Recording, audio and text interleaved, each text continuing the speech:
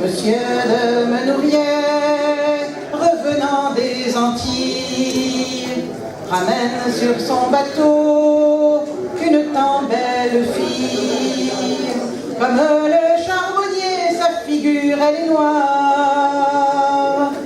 Elle a sur les poignets des bracelets d'ivoire. Ses cheveux sont serrés comme brebis à tondre. On lui dit des paroles qu'elle n'y peut répondre, car son esprit est de folie prisonnier. Elle court comme la biche et nus sont ses deux pieds. Avec un sac de grains et 3 cruchons de verre, Monsieur de Menouriet, il a payé son père. Elle ne sait que chanter, c'est une fille folle, mais sa voix est plus haute que celle de Rossignol.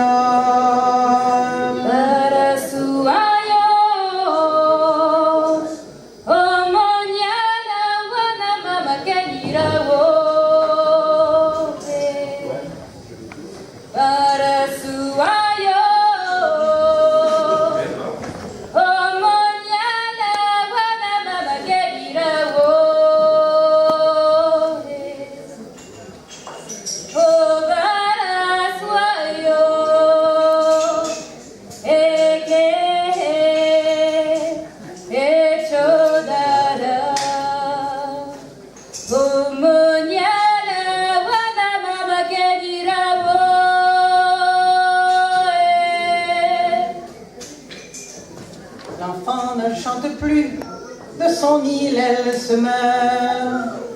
Monsieur de Menouriet l'emmène en sa demeure. Il lui met des habits, une riche parure, et des perles aux souliers, et dessus la ceinture. Mais ni les beaux habits, ni les oiseaux des bois ne redonnent à la fille de Rossignol la voix. Monsieur de Menouriet fait sceller son cheval.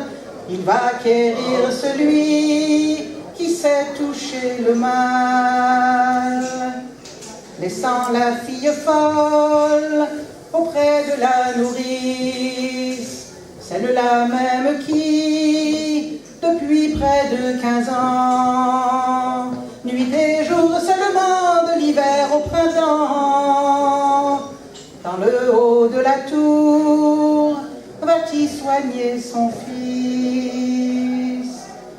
Par les fièvres il est là, ce si gentil jeune homme, plus pâle que ses draps. Sa mère est morte en couche.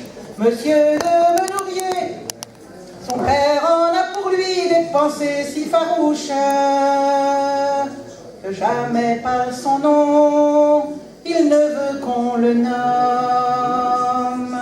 Il en mourra bientôt, le grand médecin de Rennes l'a dit à cette femme qui en a grande peine. L'enfant noir a suivi promptement la nourrice. Elle voit ce beau jeune homme, plus blanchi que le lys.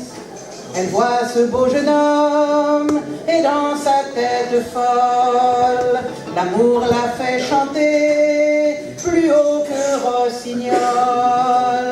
Le garçon s'est levé car ce chant le transporte. La nourrice qui le voit en reste comme mort. Elle a vu le bonheur qui unit ses enfants. Le grand malheur sera si le père l'apprend. 3 jours ils ont passé, 3 nuits en tendresse, à rire et à chanter leur si neuve jeunesse.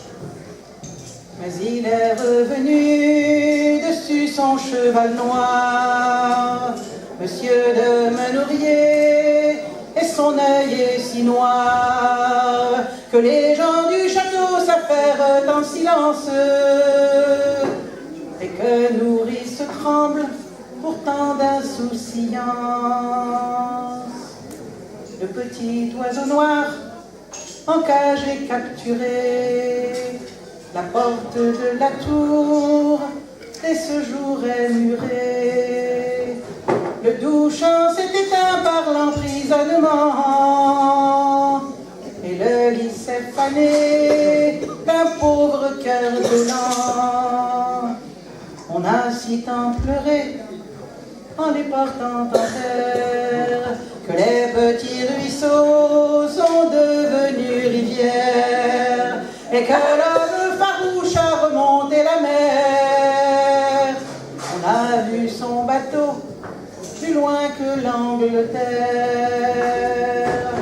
Et depuis chaque jour, au pied de la chapelle, un lys blanc qui fleurit, on le met sur l'autel. Viens y boire dedans sa si blanche corolle, un oiseau bel et noir qui chante plus haut que Rossignol.